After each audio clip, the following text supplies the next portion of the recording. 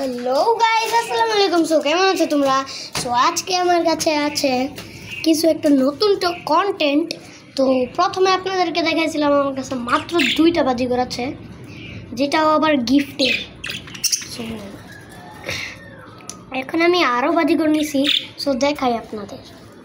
Wow, এখানে দেখা যাচ্ছে নতুন 2টা, আর এই 2টা আমার আগের।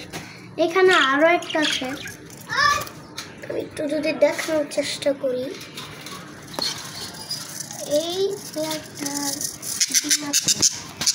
এখন দেখাইতে পারতেছি না, তার কারণ এটা এখন ডিমের ভিতর আছে, তো দেখানো একটু মুশকিল।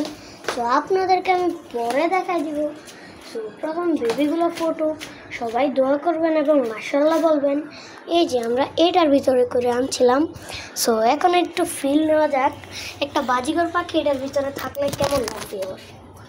ও দেখেন গাইস, কেমন খারাপ লাগবে ও ফাল ফাল করলে। সো যা বলার, যা দুষ্টামি করার করছে আজকের মতন এতটুকুই। আসসালামু আলাইকুম।